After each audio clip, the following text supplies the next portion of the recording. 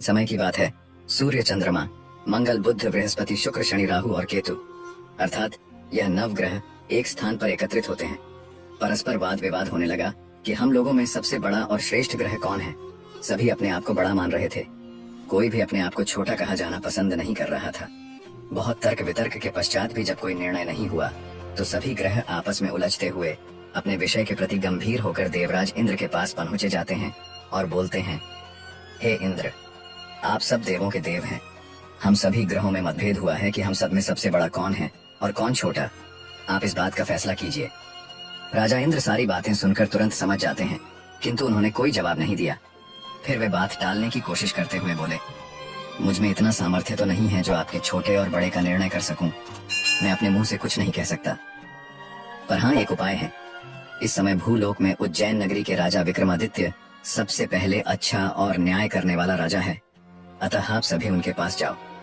मैं आपका न्याय करने में असमर्थ हूँ, मगर राजा विक्रमादित्य अवश्य न्याय करेंगे।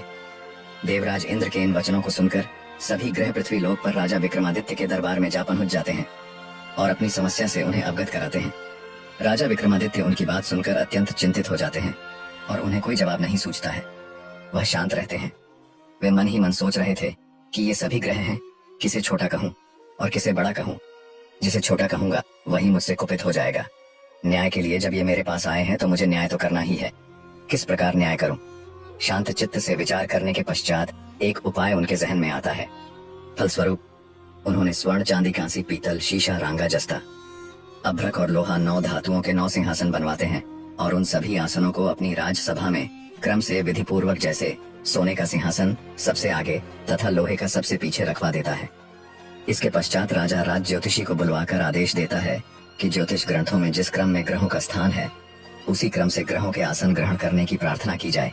इस प्रकार सबसे उत्तम तथा सबसे आगे रखा हुआ स्वर्ण का बना सिंहासन सूर्य को मिलता है, चांदी का सिंहासन चंद्रमा को तथा शेष धातुओं के सिंहासन अन्य ग्रहों को मिलते हैं। सबसे पीछे रखा हुआ लोहे का बना सिंहासन शनिदेव को मिलता है। राजा विक्रमादित्य की इस बात को अपना अपमान समझते हुए शनिदेव क्रोध से लाल हो जाते हैं। उनकी भ्रुकुटियां तन गईं, जबड़े भींच गए, मुट्ठियां भींच गईं। फिर वे आग बबूला होकर क्रोध में बोलते हैं, हे मूर्ख राजा, तू मेरे पराक्रम और मेरी शक्ति को नहीं जानता। सूर्य 1 राशि पर 1 महीना, चंद्रमा 2.25 दिन, मंगल 1.5 महीना, बृहस्पति 13 महीने, बुध और शुक्र 1-1 महीने, राहु और केतु उल्टे चलते हुए केवल 18 महीने ही एक राशि पर रहते हैं। परंतु मैं एक राशि पर 2.5 अथवा 7.5 साल तक रहता हूँ। बड़े बड़े देवताओं को मैंने कठोर दुखी और कष्ट दिए हैं। राजन, ध्यान पूर्वक मेरी बात सुनो। मर्यादा पुरुषोत्तम भगवान रामचंद्र पर जब मेरी 7.5 आई तो उन्हें राज्य त्याग कर वनवास को जाना पड़ा था। रावण पर 7.5 आई तो राम और लक्ष्मण ने लंका पर आक्रमण कर दिया था।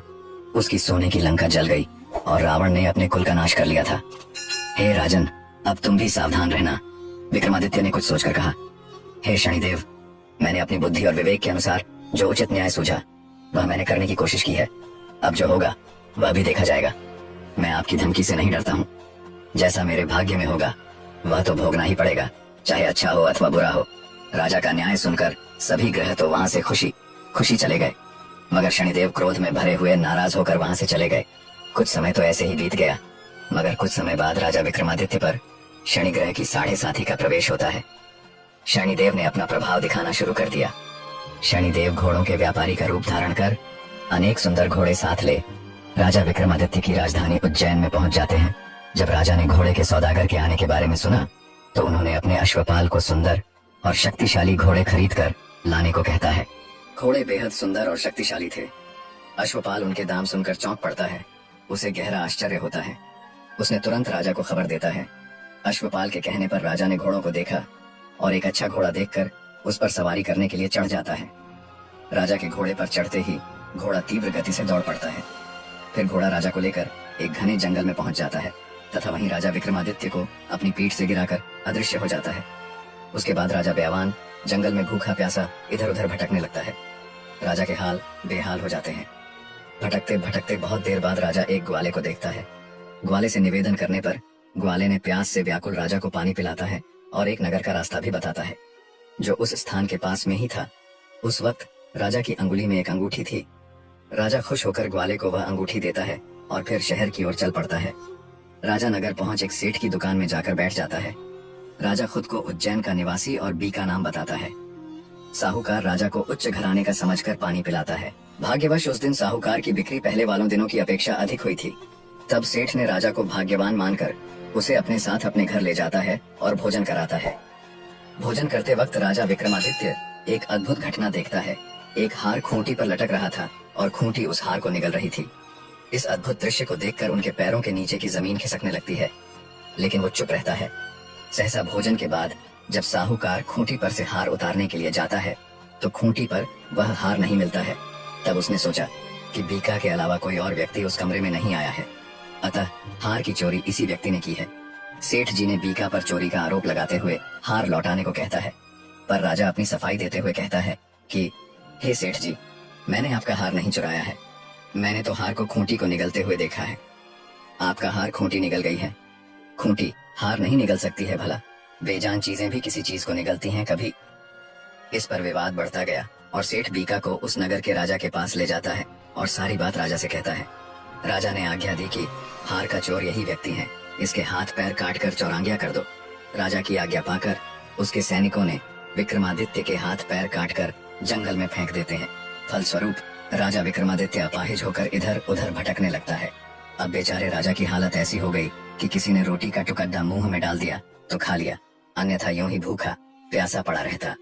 रास्ते जाते एक तेली की नजर उस पर पड़ती है और वह उस पर तरस खाकर उसे थोड़ा सा तेल उसके घावों पर लगाने को दे देता है, जिसके फलस्वरूप तेली का व्यापार उसी दिन से प्रगति करने लगता है। 2-4 दिन यह क्रम चलता रहा। एक दिन तेली ने व्यापार वृद्धि से प्रसन्न होकर विक्रमादित्य को अपने घर ले जाता है और कोल्हू पर बिठा देता है। विक्रमादित्य कोल्हू पर बैठा अपनी आवाज से बैलों को हाँकता रहता। कुछ वर्षों में शनि की दशा समाप्त हो गई। बीका अपनी उदासी काटने के लिए कभी कभी मल्हार राग गाया करता था। एक रात वह वर्षा को देखकर राग मल्हार गाने लगता है। उसका गीत सुनकर उस शहर के राजा की कन्या उस पर मोहित हो जाती है और दासी से खबर लाने के लिए कहती है, देखो तो जरा इस राग को कौन गा रहा है। दासी ने देखा कि एक अपाहिज व्यक्ति तेली के कोल्हू पर बैठा मल्हार गा रहा है। दासी ने महल में आकर सारा वृत्तांत कह सुनाती है। उसी समय राजकुमारी ने निर्णय ले लिया कि वह उसी व्यक्ति से शादी करेगी जो मल्हार गा रहा था। प्रातःकाल दासी जब राजकुमारी को जगाने गई तो राजकुमारी ने खाना पीना त्याग कर बिस्तर पर पड़ी रो रही थी। दासी राजकुमारी का यह हाल देखकर घबरा उठती है। वह तुरंत राजा रानी के पास जा पहुंचकर उनसे सारी बातें कह सुनाई। राजा रानी तुरंत राजकुमारी के पास आते हैं और उससे उसके दुख का कारण पूछते हैं। बेटी, तुम क्यों अनशन लिए पड़ी हो? तुम्हें किस बात का दुख है? जो भी पीड़ा हमसे कहो, हम तुम्हारा दुख दूर करने का प्रयत्न करेंगे। राजकुमारी ने अपने मन की मंशा राजा रानी को बता देती है। बेटी, वह अपाहिज चौरांगिया है, तेली के कोल्हू के बैल हाँकता है। वह भला तुम्हें क्या सुख देगा? तुम्हारा विवाह तो किसी राजकुमार से होगा। मेरा कहना मानो और अपनी यह जिद छोड़ दो। मगर राज अपनी जिद पर अड़ जाती है। राजा रानी के अतिरिक्त परिजनों ने भी राजकुमारी को काफी समझाते हैं, मगर राजकुमारी नहीं मानती है। वह अपनी जिद पर अड़ी रहती है। उसने कहा, यदि मेरा विवाह उस व्यक्ति के साथ नहीं हुआ तो मैं अपने प्राण त्याग दूंगी। बेटी की जिद देख राजा क्रोधित हो जाता है और कहता है, तेरी ऐसी ही जिद है तो जो तुझे अच्छा लगे वैसा ही कर। फिर राजा तेली को बुलवाता है, उसे सारा हाल कह सुनाता है और तेली को अपाहिज व्यक्ति से अपनी बेटी के विवाह की तैयारी करने का आदेश देता है। फिर राजकुमारी का विवाह अपाहिज विक्रमादित्य बीका के साथ हो गया।